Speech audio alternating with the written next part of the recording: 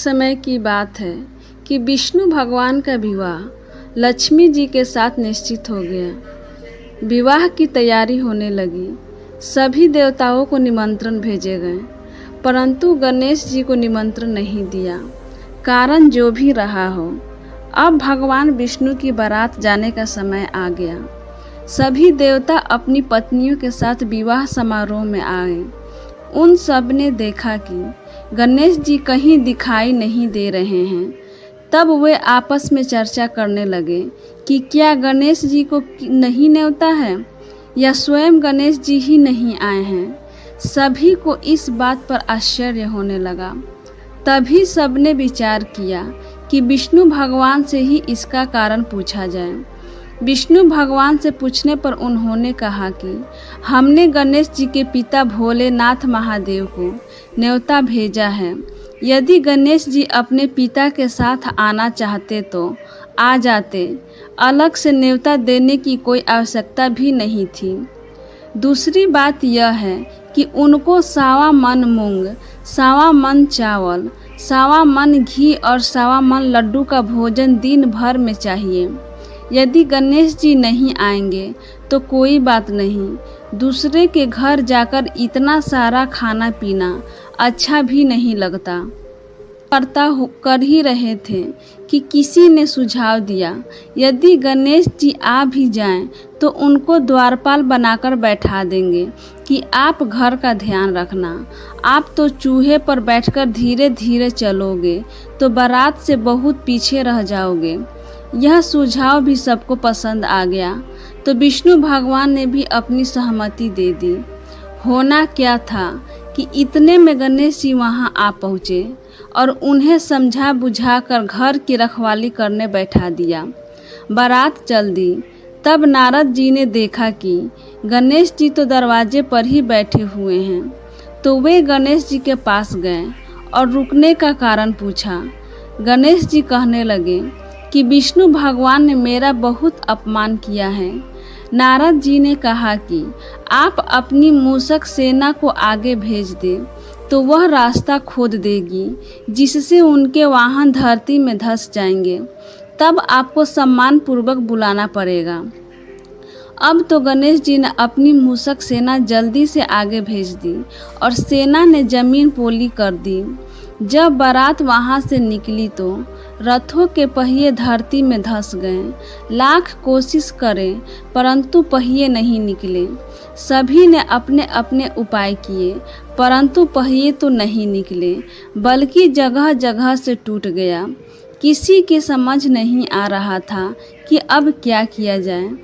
तब नारद जी ने कहा, आप लोगों ने गणेश जी का अपमान करके अच्छा नहीं किया। यदि उन्हें मना कर लाया जाए तो आपका कार्य सिद्ध हो सकता है और यह संकट टल सकता है। शंकर भगवान ने अपने दूत नंदी को भेजा और वे गणेश जी को लेकर आए। गणेश जी का आदर सम्मान के साथ पूजन किया। तब कहीं रथ के पहिए निकले। अब रथ के पहिए निकल को गए परंतु वे टूट फूट गए, तो उन्हें सुधारे कौन। पास के खेत में खाती काम कर रहा था, उसे बुलाया गया। खाती अपना कार्य करने से पहले श्री गणेशाय नमः कहकर गणेश जी की वंदना मन ही मन करने लगा। देखते ही देखते खाती ने सभी पहियों को ठीक कर दिया। तब खाती कहने लगा कि हे देवताओं, आपने सर्वप्रथम गणेश जी को नहीं मनाया होगा और न ही उनकी पूजन की होगी, इसलिए तो आपके साथ यह संकट आया है। हम तो मूर्ख अज्ञानी हैं, फिर भी पहले गणेश जी को पूजते हैं, उनका ध्यान करते हैं। आप लोग तो देवता गण हैं, फिर भी आप गणेश जी को कैसे भूल गए। अब आप लोग भगवान श्री गणेश जी की जय बोलकर जाएं तो आपके सब काम बन जाएंगे और कोई संकट भी नहीं आएगा। ऐसा कहते हुए बारात वहां से चल दी और विष्णु भगवान का लक्ष्मी जी के साथ विवाह संपन्न करा के सभी सकुशल घर लौट आए। एक बार श्री गणेश गंगा किनारे तप कर रहे थे। इसी कालावधि में धर्मात्मा की 9 योना कन्या तुलसी ने विवाह की इच्छा लेकर तीर्थ यात्रा पर प्रस्थान किया। देवी तुलसी सभी तीर्थ स्थलों का भ्रमण करते हुए गंगा के तट पर पहुंची। गंगा तट पर देवी तुलसी ने युवा तरुण गणेश जी को देखा, जो तपस्या में विलीन थे। गणेश जी रत्न जटित सिंहासन पर विराजमान थे। उनके समस्त अंगों पर चंदन लगा हुआ था। उनके गले में पारिजात पुष्पों के साथ स्वर्ण मणि रत्नों के अनेक हार पड़े थे। उनके कमर में अत्यंत कोमल रेशम का पीताम्बर लिपटा हुआ था। तुलसी श्री गणेश के रूप पर मोहित हो गई और उनके मन में गणेश से विवाह करने की इच्छा जागृत हुई। तुलसी ने विवाह की इच्छा से उनका ध्यान भंग किया। तब भगवान श्री गणेश ने तुलसी द्वारा तप भंग करने को अशुभ बताया और तुलसी की मनसा जानकर स्वयं को ब्रह्मचारी बताकर उसके विवाह प्रस्ताव को नकार दिया।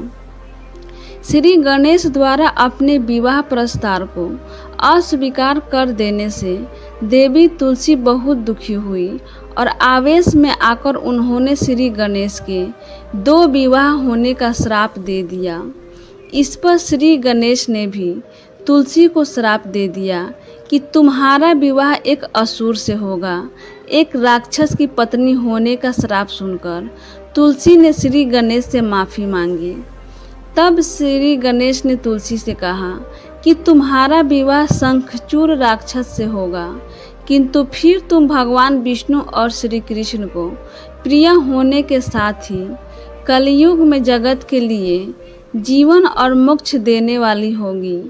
पर मेरी पूजा में तुलसी चढ़ाना शुभ नहीं माना जाएगा। तब से ही भगवान श्री गणेश जी की पूजा में तुलसी वर्जित मानी जाती है।